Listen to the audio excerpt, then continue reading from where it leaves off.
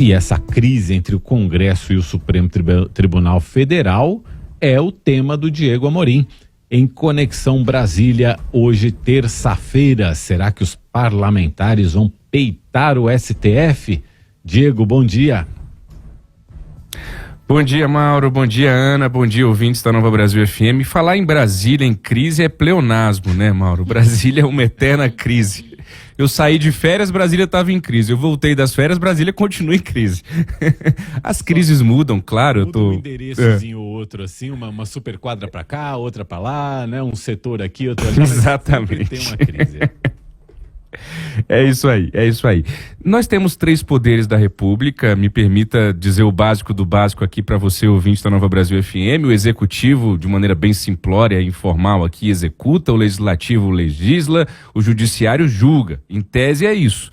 Como diria o poeta daquele clássico da música brasileira de anos atrás, ado a ado, cada um no seu quadrado, né? Qual que é a crise que a gente está vivendo hoje de novo? É uma crise de quebra daquilo que se chama de harmonia entre os poderes. Quando algum poder passa, no entender de outro poder, a fazer aquilo que não é atribuição dele. Passa a ocupar o lugar e fazer coisas que são de outro poder, por algum motivo. O STF está sendo acusado, o Supremo Tribunal Federal, de legislar. Daí vem a expressão ativismo judicial, que não é nova, já tem algum tempo, isso vai e vem, como a gente disse, Brasília é uma eterna crise, isso às vezes se arrefece, depois volta com tudo, e aí algumas vozes se levantam com mais intensidade no Congresso para criticar esse chamado ativismo judicial. A gente teve recentemente, como o Mauro acabou de informar, esses julgamentos no Supremo Tribunal Federal que atiçaram novamente esse debate, incluindo o marco temporal, a questão do aborto, a questão do porte de drogas para consumo. Só que o Supremo Tribunal Federal, como todo o judiciário, ele não age por ofício, de ofício. Ele precisa ser provocado. E muitas vezes é a própria política que provoca o Supremo Tribunal Federal. São partidos políticos, são lideranças partidárias que entram com ações do Supremo, geralmente grupos que estão em minoria nesse debate dentro do parlamento, dentro do Congresso, ou que já perderam alguma votação em relação a isso, vão lá e acionam o STF na tentativa de, digamos assim, virar o jogo, de mudar o cenário em outro poder, em outra instância, no caso do Judiciário. O que isso provoca? Isso provoca uma grande insegurança, né? Aquela outra expressão muito batida já em Brasília, da chamada insegurança jurídica, né? Como que a gente explica para um gringo que no Brasil se tomou uma decisão no Congresso num dia e no dia seguinte o Supremo tomou outra e depois o Congresso vem, briga com o Supremo e toma outra? Enfim, no final das contas, o que vale? Quem é que está fazendo o quê? Né? E, em tese, é o Senado Federal que pode, entre aspas, frear o Supremo, peitar o Supremo. E claro que quando a gente fala peitar o Supremo, a gente tem que tomar muito cuidado diante de todo o contexto que a gente vive, diante da loucura que foi o 8 de janeiro, que não vai se repetir nunca mais, é a promessa das forças de segurança e de todas as instituições democráticas brasileiras, mas ninguém está falando em invadir o Supremo, em tacar fogo no Supremo, em jogar pedra no Supremo.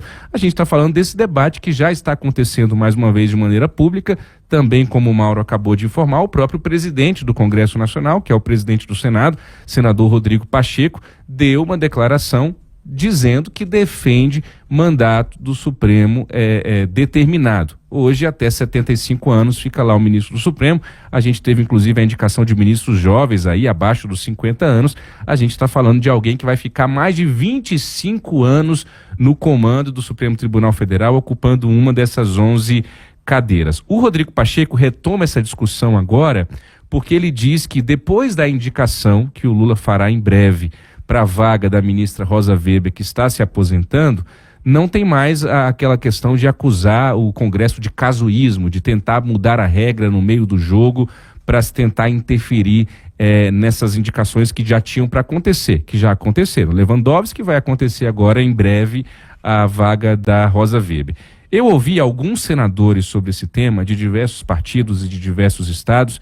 Vamos ouvir agora, um atrás do outro, eu vou chamando aqui para o nosso ouvinte, são áudios gravados exclusivamente para o nosso ouvinte do Nova Manhã. A gente começa ouvindo a opinião do Alessandro Vieira, senador pelo MDB de Sergipe. A possibilidade de fixação de mandato para os ministros do Supremo Tribunal Federal já há bastante tempo é discutida na Casa.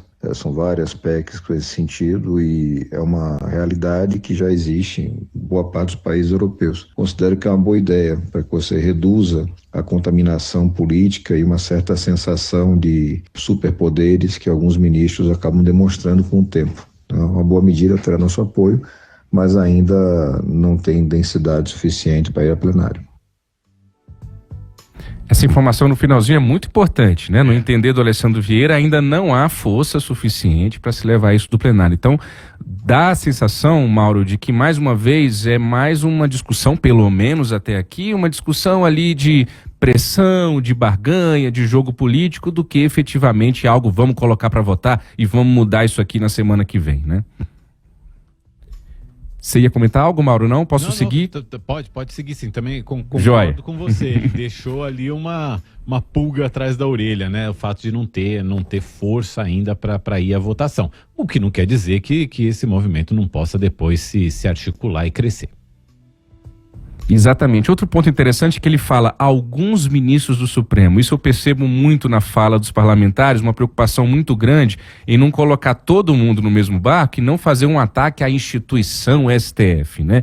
Geralmente quando se critica, quando se fala em ativismo judicial, esses parlamentares usam expressões como alguns ministros, um ou outro ministro, mas sem citar nome. Só um ou outro que se atreve a colocar o nome do Supremo na roda, o nome de ministro do Supremo. Vamos ouvir agora o senador Eduardo Girão, do Partido Novo do Ceará.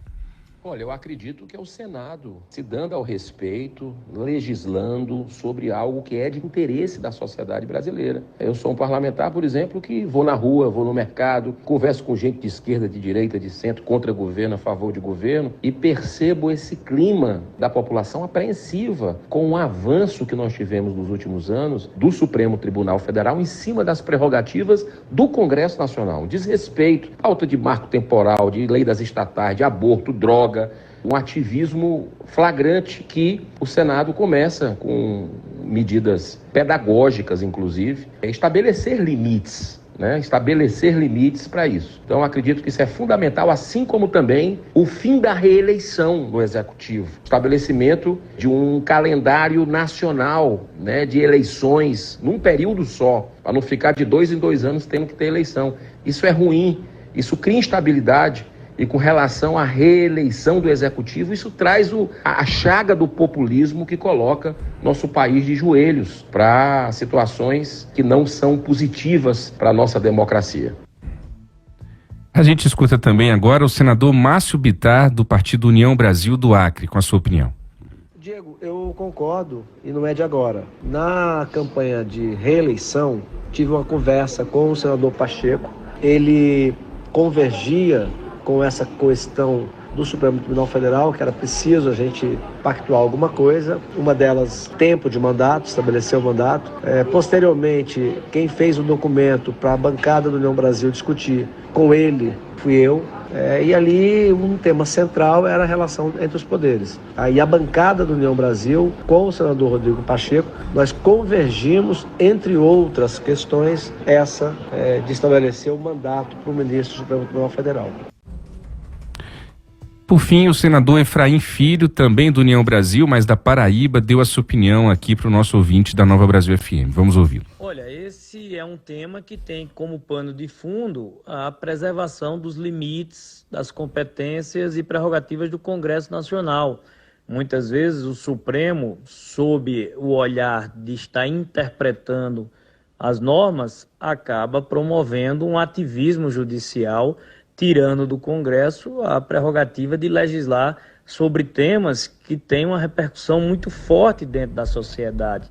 E quem foi eleito, né, pelas pessoas através do voto para poder representá-las nessas decisões foram os parlamentares, foi o Congresso Nacional. Então, para preservar essas competências, eu entendo que dá esse movimento agora, né, de um certo tensionamento entre os poderes, e é importante mostrar que não há vazio, lacuna, né, muitas vezes omissão do Congresso nesses casos. Tanto o aborto como a descriminalização das drogas tiveram pronunciamentos recentes do Parlamento reafirmando a posição sobre o tema. Além da descriminalização das drogas e a legalização do aborto, temas como o retorno do imposto sindical, temas como a desapropriação de terras produtivas e o marco temporal das terras indígenas têm servido, né, para que essa relação tenha um clima e uma temperatura mais alta recentemente.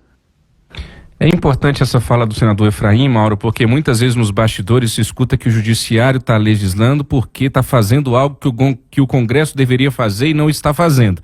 Mas não é o caso desses temas que de fato são debatidos com frequência dentro do parlamento. Fato é que quem ganha poder e que quem tem poder não gosta e não costuma recuar desse poder. E essa harmonia entre os poderes é quando eles se entendem, quando eles fatiam o poder e chegam a um acordo, você fica com isso, eu fico com isso.